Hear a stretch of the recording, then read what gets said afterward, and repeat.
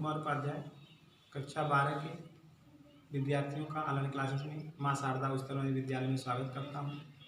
उनका first unit है स्थिर वैद्युत। उस फर्स्ट यूनिट के पहले चैप्टर में पहले अध्याय में आपको कूलाम का नियम पढ़ाने चल रहा हूँ। ये कूलाम का नियम जो होता है अंग्रेजी में इसको कूलाम्स लॉ कहते हैं। कूलाम नामक जो वैज्ञानिक महोदय थे, इन्होंने वातावरण में अपने परिवेश में दो स्थिर बिंदुओं के बीच लगने वाले आकर्षण बल या प्रतिकर्षण बल, इसको कह सकते हो दो स्थिर बिंदुओं के बीच लगने वाले वैद्युत बल के बीच एक नियम प्रतिपादित किया जिसे कूलाम का नियम कहते हैं। अब इस कूलाम महोदय के नियम जो प्रतिपादित किया हुआ है उनके अनुसार क्या है कूलाम का नियम, दो बिंदु आवेशों के मध्य लगने वाले बल, वह बल आकर्षण भी हो सकता है या प्रतिकर्षण भी हो सकता है, दोनों आवेशों के परिणामों के गुणनफल के अनुक्रमानुपाती तथा दोनों आवेशों के बीच की दूरी के वर्ग के व्युत्क्रमानुपाती होता है। इस बल की जो दिशा होती है यह दोनों आवेशों को मिलाने वाली रेखा की दिशा में ही होती है। अब देखिए ध्यान से यहाँ पे चित्र दिया गया है, यहाँ पे समान आवेश के दो बल लिए गए हैं, एक प्लस Q1 है एक प्लस Q2 है। इनके बीच की दूरी स्मॉल r है, लेकिन ये समान आवेश के हैं इसलिए इनके बीच प्रतिकर्षण बल लग रहा है। विपरीत आवेश के दो बल लिए हैं, एक तो देखिए प्लस Q1 है या माइनस Q2 है, इनके बीच जो है वह आकर्षण बल लग रहा है और इनके बीच की दूरी भी क्या है स्मॉल r है।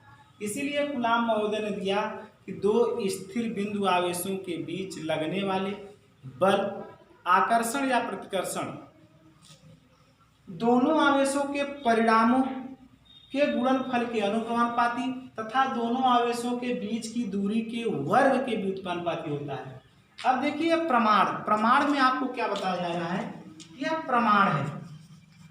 प्रमाण में आपको दिया गया कि माना दो बिंदु आवेश Q1 तथा Q2 एक दूसरे से स्मॉल r दूरी पर स्थित हैं, तो इनके मध्य लगने वाला वैद्युत बल क्या होगा, F proportional Q1 dot Q2 तथा दूसरा क्या होगा, यह तो दोनों हो गया क्या, F proportional Q1 into Q2 दो स्थिर बिंदु आवेशों के बीच लगने वाले आकर्षण या प्रतिकर्षण बल दोनों आवेशों के परिणाम के गुणनफल के अनुक्रमानुपाती हो गया।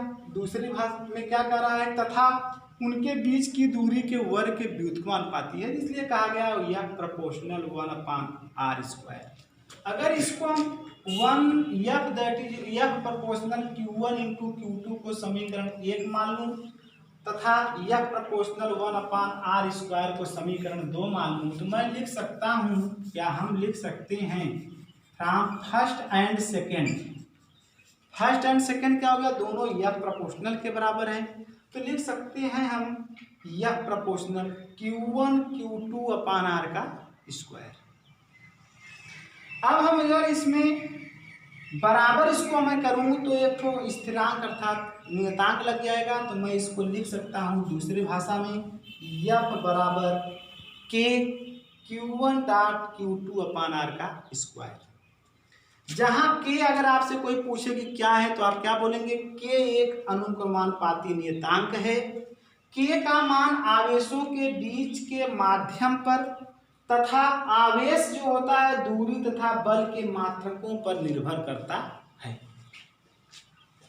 यदि दोनों आवेश निर्वात अर्थात जहां हवा न हो अथवा को या भी कह सकते हैं या वायु में स्थित हो, तो प्रयोग के माध्यम से एक मान प्राप्त हुआ है K का, तो कह सकते हैं कि प्रयोग द्वारा K का मान 9.0 × 10⁻⁹ न्यूटन मीटर स्क्वायर प्रति कूलाम प्राप्त होता है। अतः हम कह सकते हैं कि वायु या निर्वात में स्थित दो बिंदु आवेशों के बीच लगने वाला बल क्या होगा, F बराबर, अब देखिए यहाँ K है, K का मान लग गया कितना 9.0 × 10⁻⁹ Q1 इंटू Q2/r² न्यूटन। यदि बिंदु आवेश निर्वात या वायु में स्थित हो तो k को 1/4 पाई एप्सिलॉन 0 लिखा जाता है। अतः हम अब क्या कह सकते हैं कि अब जो k है, k का मान रख दिया 1/4 पाई एप्सिलॉन 0। यह किसमें रखा जा रहा है? फर्स्ट और सेकंड से यह थर्ड मिला था। नियतांक लिया गया 4 है, तो 4 में मैंने जब यह बराबर k बराबर 9.0 लिखा तो हो गया यह बराबर 9.0 Q1 × Q2/r का स्क्वायर। अब इसी 4 में हम बिंदु आवेश निर्वात या वायु में स्थित हो तो k को हम 1/4 पाई एप्सिलॉन 0 लिख सकते हैं। तो जब k को लिख सकते हैं तो 4 में पुनः k का मान रखा तो हमको प्राप्त क्या हो गया? अतः F बराबर 1/4 पाई एप्सिलॉन 0 Q1 × Q2/r का स्क्वायर न्यूटन। जहां 1/4 पाई एप्सिलॉन 0 अनुक्रमानुपाती नियतांक है। एप्सिलॉन 0 को निर्वात की वैद्युतशीलता कहते हैं। एप्सिलॉन 0 का मान होता है 8.85 × 10⁻⁻12 कूलाम स्क्वायर प्रति न्यूटन मीटर स्क्वायर होता है। यदि निर्वात या वायु के स्थान पर दोनों आवेशों के मध्य कोई कुचालक पदार्थ जैसे तेल, कांच, मोम, अभ्रक में से कोई भी एक कुचालक पदार्थ रख दिया जाए, रखे हों, तो उनके मध्य लगने वाला बल क्या होगा? F बराबर 1/4 पाई एप्सिलॉन 0 के Q1 × Q2/r का स्क्वायर न्यूटन। इसे हम समीकरण A मान लेते हैं, समीकरण A। जहां k क्या है? एक विमाहीन नियतांक है जिसे उस पदार्थ का परावैद्युतांक अर्थात डाइलेक्ट्रिक कांस्टेंट कहते हैं तथा कुचालक पदार्थ को परावैद्युत अर्थात डाइलेक्ट्रिक कहते हैं। परावैद्युतांक के संबंध में ध्यान रखने योग्य कुछ निम्नलिखित बातें हैं, वह आपके सामने प्रस्तुत कर रहा हूं। जैसे पहला, इस सभी परावैद्युतांकों के लिए k क्या होता है? 1 से बड़ा होता है, अर्थात k का मान 1 से बड़ा होता है। कह सकते हैं k > 12। दूसरे में कह सकता हूं कि धातुओं के लिए k क्या होता है? k एक अनंत होता है, अर्थात कह सकता हूं कि धातुओं के लिए k = इनफाइनाइट। तीसरा हो गया, निर्वात के लिए k = 1 होता है। नंबर 4 पे बता देना चाह रहा हूं कि वायु के लिए k बराबर 1.00059 होता है, जिसे एक ही मान लिया जाता है, अर्थात इसको कह सकता हूं k बराबर 1 निर्वात के लिए दिया गया है।